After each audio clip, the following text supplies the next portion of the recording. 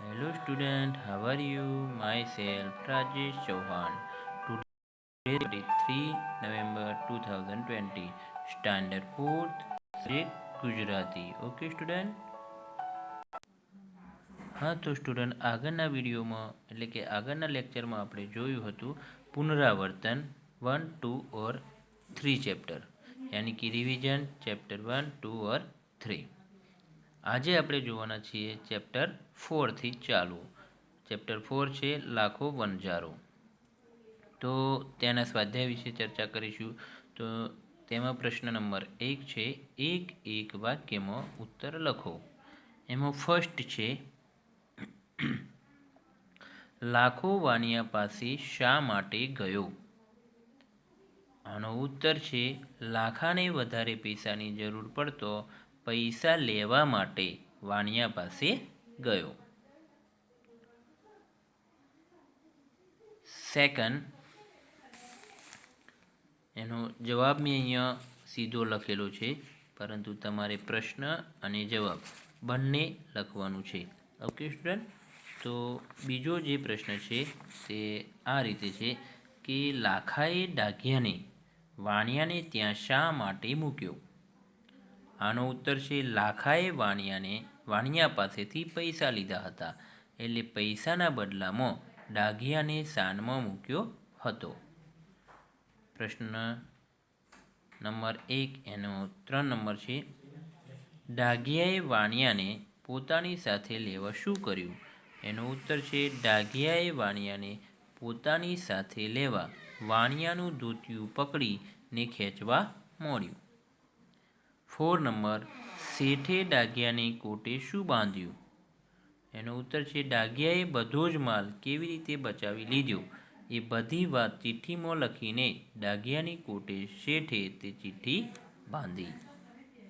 5 number, ડાઘિયો ઘડીભર કેમ થંભી ગયો? એનો ઉત્તર છે, ડાઘિયાને લાખાએ આંખ બતાવી ગુસ્સો કર્યો અને ફિટકાર આપ્યો અને મોં ફેરવી લીધું, એટલે ડાઘિયો ઘડીભર થંભી ગયો. અને 6 નંબર, ડાઘાસર ક્યાં આવેલું છે? તો ડાઘાસર સરોવર ઉત્તર ગુજરાતમાં રાધનપુર પાસે આવેલું છે. પ્રશ્ન નંબર 2, નીચેના પ્રશ્નોના ઉત્તર લખો. એમાં ફર્સ્ટ છે, રકમ ખાતે મંડાવી લાખાએ વાણિયાને શું કહ્યું? એનો ઉત્તર છે કે રકમ ખાતે મંડાવી લાખાએ વાણિયાને કહ્યું કે મહિનો પૂરો થતો રકમ લઈને આવી પહોંચીશ. સેકન્ડ, ખોવાયેલું ધન કોને પાછું અપાવ્યું અને શી રીતે? એનો ઉત્તર છે, ખોવાયેલું ધન ડાઘિયાએ પાછું અપાવ્યું. વાણિયાનું ધોતિયું પકડીને ખેંચ્યું અને જો ધન ચોરાયેલો માલ દબાયેલો હતો તે જગ્યાએ લઈ જઈને જમીન કોતરવા માંડી, એટલે વાણિયાને સંકેત આપ્યો કે અહીં જ ધન છે. 3 નંબર, વાણિયાએ ડાઘિયાને વહેલો છૂટો કરવાનું શા માટે વિચાર્યું? આનો ઉત્તર છે, લાખાને જે પૈસા આપ્યા છે એનાથી ઘણા વધારે પૈસા ડાઘિયાએ વાણિયાને બચાવી આપ્યા છે, માટે ડાઘિયાને વહેલો છૂટો કરવાનું વિચાર્યું. 4 નંબર, પૈસા ચૂકવવા નીકળેલા લાખાએ શું જોયું? પૈસા ચૂકવવા નીકળેલા લાખાએ અડધે રસ્તે આવતો સામેથી કૂતરા જેવું આવતું દેખાયું. ધારીને જોયું તો પોતાનો જ વહાલો ડાઘિયો હતો. પ્રશ્ન નંબર 3, કારણ લખો. ફર્સ્ટ, ડાઘિયાએ વાણિયાનું ધોતું ખેંચવા માંડ્યું કારણ કે? તો આનો ઉત્તર છે, કારણ કે ડાઘિયો વાણિયાનો ચોરાયેલો માલ જે જગ્યાએ દબાયેલો છે તે બતાવવા માંગતો હતો અને તેના તરફ કોઈનું ધ્યાન જતું ન હતું, માટે ડાઘિયાએ વાણિયાનું ધોતિયું ખેંચવા માંડ્યું. સેકન્ડ નંબર, ડાઘિયો માથું પછાડીને મૃત્યુ પામ્યો કારણ કે? ઉત્તર, ડાઘિયો ઘણા સમયે પોતાના માલિકને જુએ છે, એટલે લાડથી લાખાની પાસે આવવા જાય છે, પરંતુ લાખાએ ગુસ્સો પ્રગટ કર્યો અને તેનો અનાદર કર્યો અને માટે મોં ફેરવી લીધું, માટે ડાઘિયો માથું પછાડીને મૃત્યુ પામ્યો. 3 નંબર, લાખાએ એક સરોવર બંધાવ્યું. કારણ કે લાખાનો વફાદાર કૂતરો ડાઘિયો તેની ભૂલના કારણે પથરા ઉપર માથું પછાડીને મૃત્યુ પામ્યો હતો, એટલે તેની યાદમાં લાખાએ ડાઘાસર સરોવર બંધાવ્યું. પ્રશ્ન નંબર 6. નીચેના રૂઢિપ્રયોગોના અર્થ આપી વાક્ય પ્રયોગ કરો. એમાં ઓખવાળી લેવી એટલે કે દુઃખી હૃદય વિદાય લેવી એ તેનો અર્થ છે. ઓખવાળી લેવી તેનો અર્થ છે દુઃખી હૃદય વિદાય લેવી.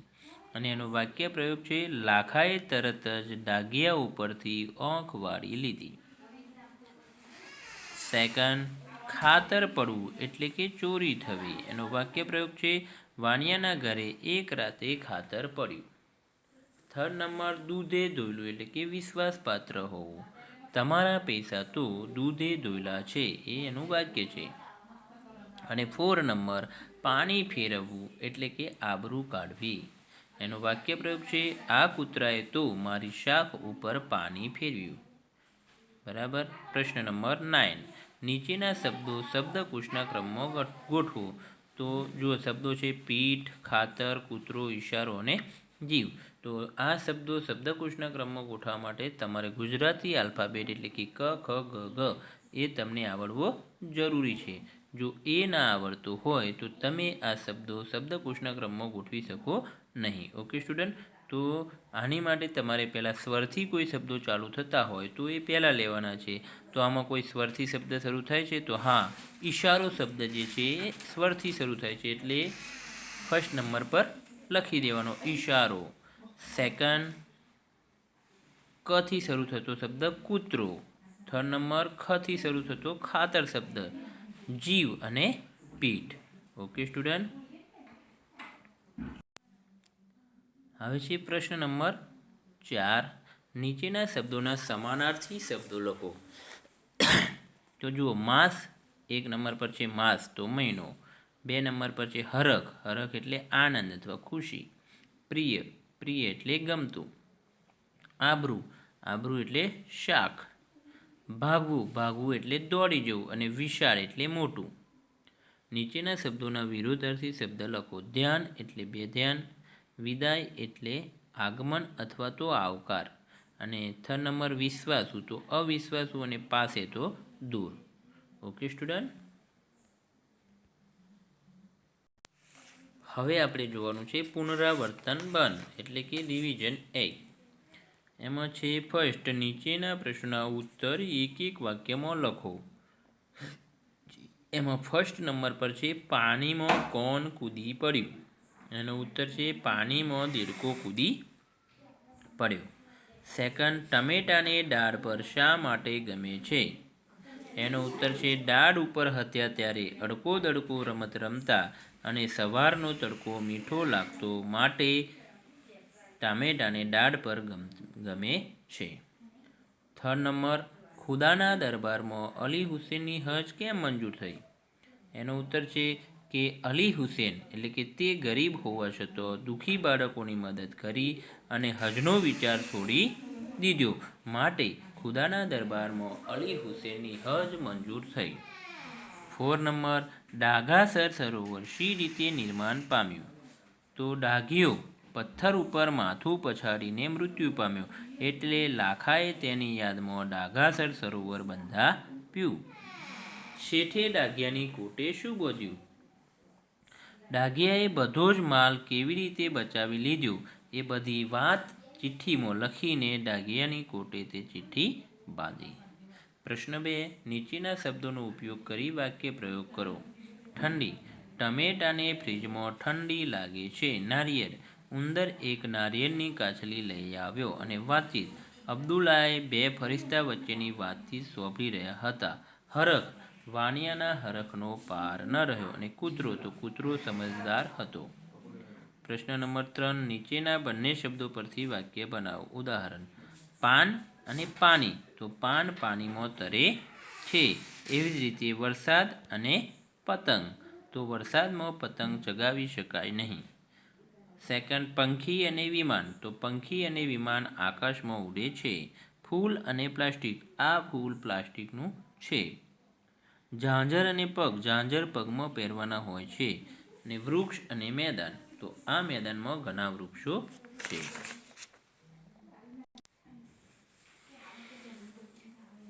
હવે આગળ છે કે તમને ગમતા વૃક્ષ વિશે 7-8 વાક્યો લખો. એ તમારે લખવાના છે. કાવ્ય પંક્તિ પણ પૂર્ણ કરવાની છે.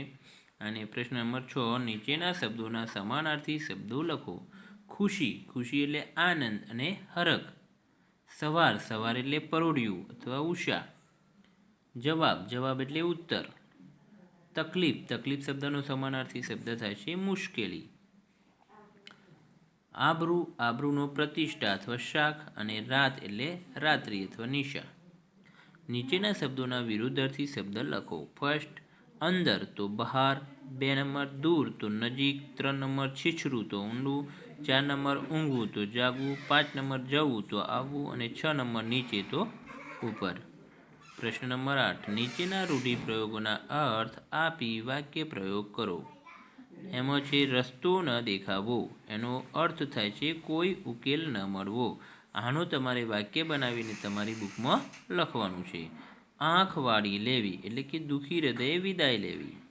અને 3, આંખ ફરી જવી, તો ગુસ્સા સાથે નારાજગી વ્યક્ત કરવી. 4, આંખ બતાવી, તો ગુસ્સો પ્રગટ કરવો. હવે છે આ ફકરો તમારે તમારી નોટબુકમાં લખવાનો છે. અને પ્રશ્ન નંબર 10, નીચેના શબ્દો શબ્દકોશના ક્રમમાં લખો. ધારી, ગરીબ, વિદાય, કૂતરું અને ડુંગર. તો ફર્સ્ટ નંબર પર આલ્ફાબેટની દ્રષ્ટિએ કૂતરું, સેકન્ડ નંબર પર ગરીબ, 3 નંબર પર ડુંગર, 4 નંબર પર ધારી અને 5 નંબર પર આવશે વિદાય શબ્દ. Okay student. હવે છે પોએમ નંબર 5, ઉખાના, અને એના સ્વાધ્યાય વિશે આપણે ચર્ચા કરીએ. તો એમાં ફર્સ્ટ નંબર છે, નીચેના દરેક પ્રશ્નોના ઉત્તર એક એક વાક્યમાં આપો અથવા તો લખો. એમાં ફર્સ્ટ છે, સવારે આવીને સાંજે કોણ સંતાઈ જાય છે? જો સ્ટુડન્ટ, આ પ્રશ્ન તમારે તમારી એક્ઝામમાં પૂછાયો હતો, બરાબર? હા, તો આનો જવાબ છે સવારે આવીને સાંજે સૂરજ સંતાઈ જાય છે. આવી રીતે તમારે આખા વાક્યમાં જવાબ લખવાનો છે. ઘણા બધા સ્ટુડન્ટે ખાલી સૂરજ શબ્દ લખ્યો હતો, બરાબર? તો એ લખવાથી તમને એના માર્ક્સ મળતા નથી, પરંતુ આવી રીતે લખવાનું છે કે સવારે આવીને સાંજે સૂરજ સંતાઈ જાય છે. સેકન્ડ, કવિએ કોબીની શી ઓળખ આપી છે? તો કવિએ કોબીનું એક પાન, બીજું પાન, અને પાનની અંદર પાન, લીલા ધોળા પાંદડા, આવી ઓળખ કવિએ કોબીની આપી છે. મૌન હોવા છતાં અવાજ કોણ કરે છે? મૌન હોવા છતાં અવાજ કોણ કરે છે? તો ચપટી, ચપટી અવાજ કરે છે. જટા હોવા છતાં જોગી કોણ નથી? જટા હોવા છતાં નારિયેળ એ જોગી નથી. અને જ્ઞાનની બારીઓ કોણ ખોલે છે? તો આનો ઉત્તર છે જ્ઞાનની બારીઓ કોમ્પ્યુટર ખોલે છે. આગળ પ્રશ્ન નંબર 4, નીચેના શબ્દોના સમાનાર્થી શબ્દો લખો. ફર્સ્ટ એટલે કે 1 નંબર પર પાન, એનો સમાનાર્થી શબ્દ થાય છે પાંદડું. 2, મોં, તો એનો સમાનાર્થી શબ્દ થાય છે મુખ. અને 3, સંતાવવું, તો સંતાવવુંનો સમાનાર્થી શબ્દ થાય છે છુપાવવું. 4, વૃક્ષ, વૃક્ષનો સમાનાર્થી શબ્દ થાય છે ઝાડ અથવા તરુ. અને 5, પગ, પગનો સમાનાર્થી શબ્દ થાય છે ચરણ. અને 6 નંબર છે દુનિયા, તો દુનિયાનો સમાનાર્થી શબ્દ થાય છે વિશ્વ અથવા તો જગત. પ્રશ્ન નંબર 5, નીચેના શબ્દોના વિરુદ્ધાર્થી શબ્દ લખો. 1, જ્ઞાન, નો વિરુદ્ધાર્થી શબ્દ થાય છે અજ્ઞાન. સેકન્ડ, જન્મ, જન્મનો વિરુદ્ધાર્થી શબ્દ થાય છે મરણ. 3 નંબર, ચતુર, ચતુરનો વિરુદ્ધાર્થી શબ્દ થાય છે ડફોર. અને 4 નંબર, નાનો, નાનોનો વિરુદ્ધાર્થી શબ્દ થાય છે મોટો. અને 5 નંબર, ઉત્તર, ઉત્તરનો વિરુદ્ધાર્થી શબ્દ થાય છે પ્રશ્ન. અને 6 નંબર, ઊંઘવું, ઊંઘવું શબ્દનો વિરુદ્ધાર્થી શબ્દ થાય છે જાગવું. 6 નંબર, નીચેના શબ્દ સમૂહ માટે એક શબ્દ લખો અથવા તો એક શબ્દ આપો. ફર્સ્ટ, ઉનાળાની સખત ગરમ હવા. ઉનાળાની સખત ગરમ હવા એનો એક શબ્દ છે શબ્દ સમૂહ લૂ. અને 3 આંખવાળું. 3 આંખવાળું એટલે ત્રિનેત્ર. જો સ્ટુડન્ટ આ શબ્દ તમારી એક્ઝામમાં પૂછાયો હતો કે 3 આંખવાળું તો ત્રિનેત્ર, બરાબર છે. અને 3 નંબર, 4 પાયાવાળું એક જાતનું આસન તો બાજટ. હવે ઉદાહરણ મુજબ કેવો, કેવી, કેવું શબ્દ લખો. ઉદાહરણ, પંખો કેવો, બરાબર. કેરી કેવી, કાંટો કેવો, કમ્પ્યુટર કેવું, જીભ કેવી, ચાંદો કેવો અને નારિયેળ કેવું. પ્રશ્ન નંબર 8, આડા અવડા અક્ષરને ક્રમમાં ગોઠવી શબ્દ બનાવો. જેમ કે ફફડાટ તો ફટાફટ, બરાબર. એવી રીતે અહીંયા સરરી એ શબ્દ આપ્યો છે તો એને સીધા અક્ષરમાં શરીર. અજવા તો એના અક્ષરો ગોઠવીએ તો શબ્દ થાય છે અવાજ. પછી કચ્છર તો એના અક્ષરો ગોઠવવાથી શબ્દ બનશે શંકર. અને જબાઠ તો અક્ષરો ગોઠવવાથી શબ્દ બને છે બાજટ. અને શબ્દો શબ્દકોશના ક્રમમાં લખો. પ્રશ્ન નંબર 9 છે. એના શબ્દો છે બકરી, ગોખલો, પાંદડું અને સૂરજ. તો આપણે આલ્ફાબેટની દ્રષ્ટિએ જોઈએ તો ફર્સ્ટ નંબર પર ગોખલો, પાંદડું, બકરી અને સૂરજ શબ્દ આવશે. Okay student. હવે છે પોએમ નંબર 6, રાતો ફૂલ. એમાં પ્રશ્ન નંબર 1 છે, નીચેના પ્રશ્નના ઉત્તર એક એક વાક્યમાં લખો. એમાં ફર્સ્ટ, ઝુમખડું કયા રંગનું છે? આનો ઉત્તર છે ઝુમખડું રાતા રંગનું છે. ઓખ કોની રાતી છે? તો ઓખ પારેવડાની રાતી છે. મરઘલડાને મોજર હોય તો મોરને શું હોય? આનો ઉત્તર છે મરઘલડાને મોજર હોય તો મોરને પણ મોજર હોય, એટલે કે મોરને માથે કલગી હોય છે. 4, ચાંદરડે શું રેલાય છે? આનો ઉત્તર છે ચાંદરડે રાતા રંગનું તેજ રેલાય છે. અને 5, ચંદ્ર અને સૂરજમાં શું ફેર છે? તો આનો ઉત્તર છે ચંદ્ર રાતે દેખાય છે જ્યારે સૂરજ દિવસે ઉગે છે. પ્રશ્ન નંબર 2, તમને ગમતા પક્ષી વિશે 4 વાક્યો લખો. અને પ્રશ્ન નંબર 3 છે, નીચેની કાવ્ય પંક્તિઓ પૂર્ણ કરો. આ તમારે તમારી રીતે લખી લેવાની છે કે એક નાર માથે ચુંદડી, ચુંદડીએ રાતી બાદ ભમ્મર રે રંગ ડોલરિયો, બરાબર છે. હવે પ્રશ્ન નંબર 4, સૂચના મુજબ કરો. નમૂના મુજબ શબ્દ જોડ બનાવો. ડાળ તો પોપટડો, 2 ગોખ તો બાભલડી, 3 પાડ તો પારેવડું, 4 નાળ તો ચુંદડી અને 5 આભ તો ચાંદરડો અને 6 મોલ તો મરઘલડો. અંતે યો આવે તેવા શબ્દો લખો.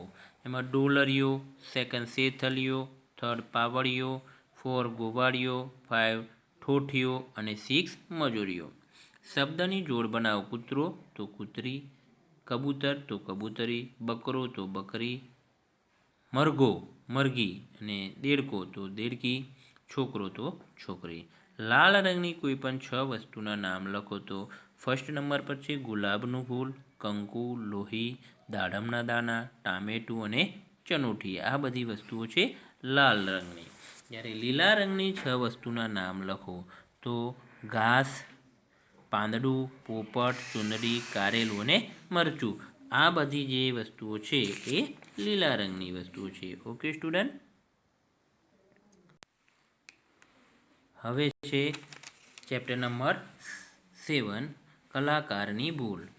એમાં એક એક વાક્યમાં ઉત્તર લખો. તો મોહન કેવી મૂર્તિઓ બનાવતો હતો?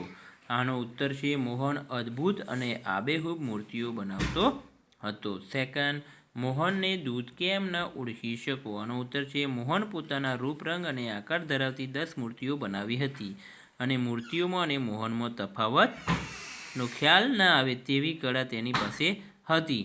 દૂતે મોહનના ઘરે એક સાથે 11 મોહનને ઊભા જોયા, માટે તે મોહનને ઓળખી શક્યો નહીં. ચોકીદારની મૂર્તિ જોઈને ચોર શા માટે ભાગી ગયા? આના ઉત્તર છે કે મોહને ચોકીદારની મૂર્તિ બનાવીને ઘરના દ્વાર પાસે મૂકી દીધી હતી અને ચોર ચોરી કરવા આવ્યા ત્યારે મૂર્તિને ચોકીદાર સમજીને ચોર ભાગી ગયા હતા એટલે ચોર ભાગી ગયા હતા. અને 4 નંબર, મોહનને શું સ્વપ્ન આવ્યું? તો મોહનને સ્વપ્ન આવ્યું કે કાલે તેનું મૃત્યુ થવાનું છે તેવું સ્વપ્ન મોહનને આવ્યું. અને નીચેના પ્રશ્નના ઉત્તર લખો. યમરાજે દૂતને શું કહ્યું? આનો ઉત્તર છે, યમરાજે દૂતને કહ્યું કે મૂર્ખ મોહન એક જ છે, પણ એ બુદ્ધિશાળી કલાકાર છે અને તું એનાથી બની ગયો છે. આપણે દેવતા છીએ, થોડીક બુદ્ધિ ચલાવ એટલે જીવતો મોહન પકડાઈ જશે. એનું આયુષ્ય પૂરું થઈ ગયું છે એટલે એને જીવતો રાખવાનો નથી. સેકન્ડ, વૃદ્ધ થતા મોહને શું વિચાર્યું? આનો ઉત્તર છે, વૃદ્ધ થતા મોહને વિચાર્યું કે હવે ગમે ત્યારે મૃત્યુ આવશે અને મરવું પડશે. મારે કંઈક એવું કાર્ય કરી જવું જોઈએ કે લોકો મને વર્ષો સુધી ના ભૂલે. મોહન કેવી રીતે પકડાઈ ગયો? આનો ઉત્તર છે, દેવદૂત ધીમેથી કહ્યું, મોહન, તું ચતુર કલાકાર છો, મૂર્તિઓ સર્જવામાં નિષ્ણાત પણ છો, પણ મૂર્તિમાં એક ભૂલ રહી ગઈ છે. જો આ ભૂલ ના હોય તો તારી બધી જ મૂર્તિઓ જીવતી લાગે. મોહન આ વાત સાંભળીને રહી શક્યો નહીં અને એકદમ બોલી ઉઠ્યો, શી ભૂલ છે? એટલે દૂતે મોહનને પકડી લીધો. સમાનાર્થી શબ્દો. દ્વાર તો બહારનું, બુદ્ધ તો ગરડો, યુક્તિ તો તરકીબ, ચતુર તો ચાલાક અથવા હોશિયાર, તુચ્છ તો નજીવું કે નહીવત, અને આંખ તો નયન કે નૈન. વિરોધાર્થી શબ્દો. મરેલું તો જીવંત, યુવાન તો ગરડો, અશાંતિ તો શાંતિ, મૂર્ખ તો હોશિયાર ચતુર, ઝડપી તો ધીમું અને આવવું તો જવું. નમૂના પ્રમાણે પગાર તો પગારદાર, ચોકી તો ચોકીદાર, ધાર તો ધારદાર, કામ તો કામદાર અને દુકાન તો દુકાનદાર. અને ઉદાહરણ છે, નીચેના રમતોમાંથી પાઠમાં આવતા 5 શબ્દો શોધો અને વાક્ય બનાવવાનું છે. તો તું કહે એ બરાબર. ભૂલ તો હા મારી ભૂલ છે. ચતુર તો મોહન ચતુર હતો. ચોર, મૂર્તિઓ જોઈ ચોર ભાગી ગયો. દેવદૂત, યમરાજનો દેવદૂત આવ્યા હતા. કલાકાર, મોહન નિપુણ કલાકાર હતો. તો સ્ટુડન્ટ, આજનો લેક્ચર અહીંયા આપણે પૂરો કરીએ છીએ અને આવતા લેક્ચરમાં ચેપ્ટર નંબર 8થી ચાલુ કરી અને આગળ જોઈશું. Okay student, thank you.